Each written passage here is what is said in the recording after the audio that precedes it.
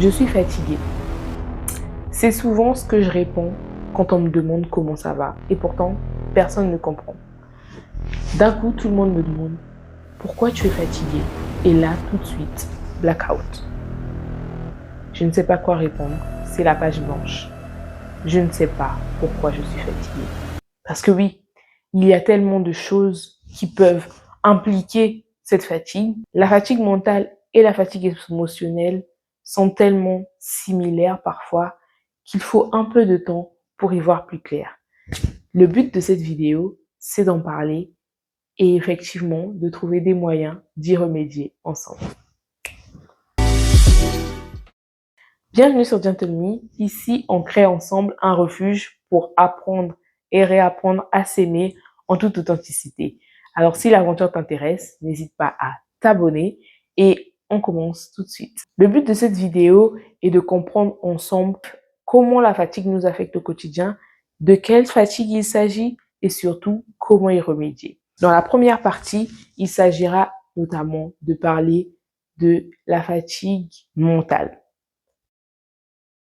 Qu'est-ce que la fatigue mentale? La fatigue mentale est souvent définie par une surcharge cognitive d'informations, de décisions ou de tâches à faire. Comment reconnaître la fatigue mentale? Si tu as des difficultés à te concentrer, que tu as quelques oublis, que tu ressens une sensation de brouillard, surtout que tu as comme une frénétique envie de tout ôter, c'est peut-être que tu es fatigué mentalement.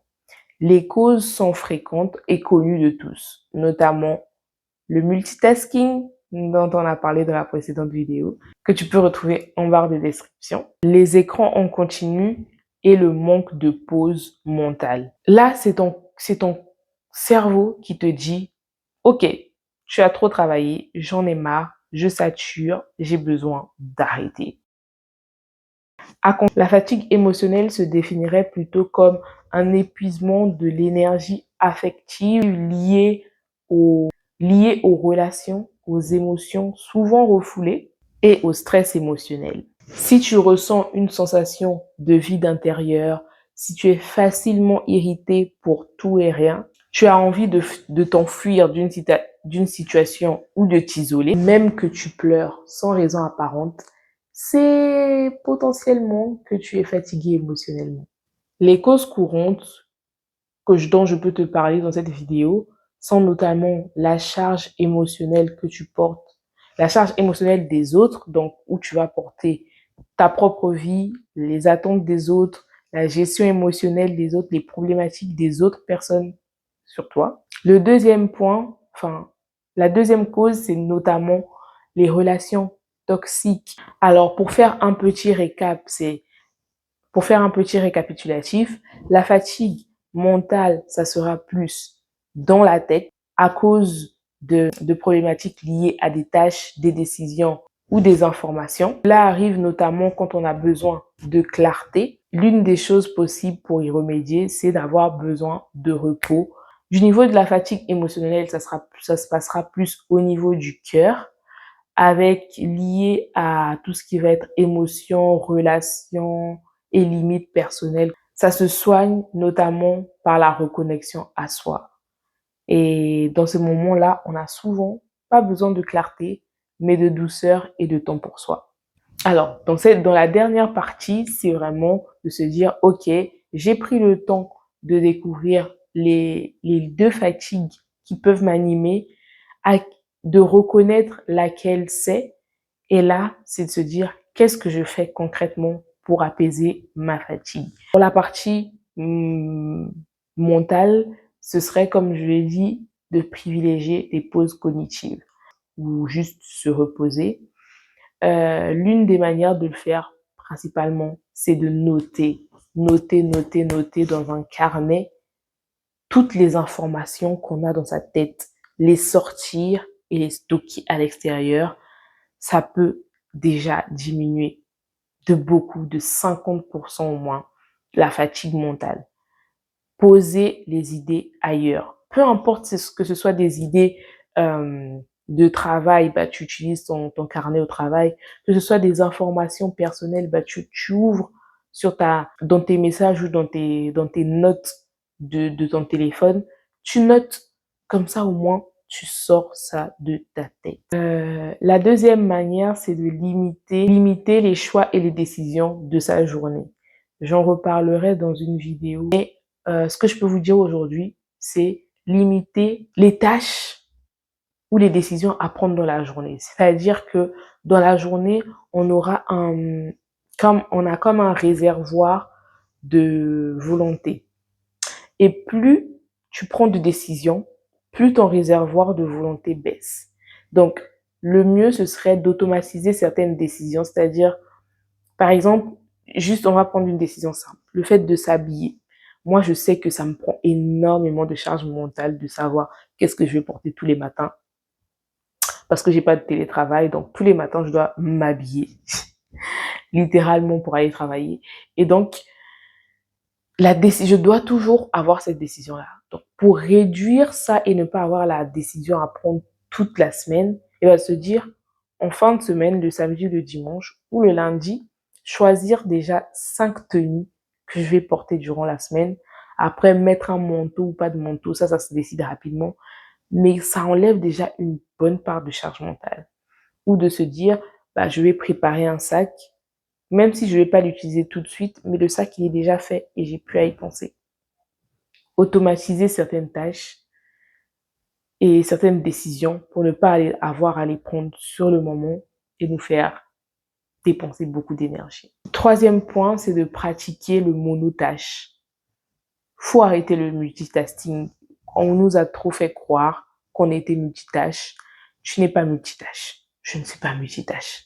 Tu ne peux faire bien qu'une seule chose à la fois. Donc, si ton but, c'est de bien faire quelque chose, surtout que tu es déjà fatigué, on est déjà fatigué, autant faire cette chose-là de manière correcte. Et donc, réduire les distractions. Faire une chose à la fois. The one thing. Et le quatrième point, c'est vraiment de faire une pause. De faire une pause, de se reposer. Dormir, laisser les écrans un peu et tout ça, et vraiment faire une pause. Si t'as pas envie de dormir, bah, va marcher. Va t'aérer la tête, va courir, va faire quelque chose, mais qui va te sortir cette charge mentale. Voilà. Ça, c'est pour la partie de la charge mentale. Pour la fatigue émotionnelle, c'est simple. Il faut déjà prendre du recul. Oui. Parce que pour la partie émotionnelle, tout le monde ne le gère pas de la même manière. Il y a des personnes qui vont vouloir écrire, il y a des personnes qui vont vouloir gueuler, il y a des personnes qui vont vouloir juste se terrer, ne rien dire. Dans tous les cas, prendre un temps de reconnexion à soi, c'est-à-dire, ok, il y a tellement de choses, il y a des relations toxiques, je n'ai pas pu mettre les limites où il fallait, quand il le fallait. Le but, c'est pas de vouloir réparer les choses trop vite, trop rapidement et en fait de s'embourber parce qu'on est fatigué mentalement, on veut juste que ça passe. Pour éviter d'être dans ce « ah, je veux juste que ça passe », celui qui emprunte le chemin de « je m'en fous » se retrouve dans le village de « si je savais ». Donc, ne t'en emprunte pas le chemin de « tu t'en fous ». Tu ne t'en fous pas. Tu ne t'en fous pas de ta santé. Tu ne t'en fous pas de ta paix. Donc, prends le temps. Tu dis, je me calme, je prends le temps de me recentrer, de me reconnecter, je prends le temps.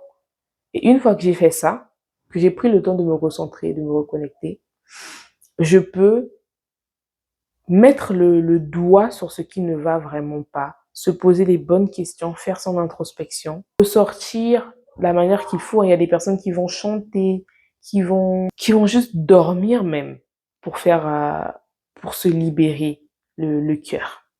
Ou même pleurer pour certains. Tout ça, tous ces éléments permettent de libérer l'émotion. Libérer l'émotion. S'il faut pleurer, pleure. S'il faut crier, crie. Bon, seul dans ton coin, mais crie. S'il faut, une fois que tu t'es reconnecté, tu libères l'émotion. Après, tu auras peut-être besoin de noter les points importants ce que ça t'a fait découvrir sur toi-même, ce que ce moment de tension a fait découvrir sur toi-même. C'est toujours important d'avoir ce petit encart où on se découvre et se demander comment est-ce que je peux poser des limites claires à mon entourage. Si on ne pose pas des limites claires, effectivement, ça va se reproduire et se reproduire et se reproduire. Donc, comment tu poses des limites claires à ton entourage?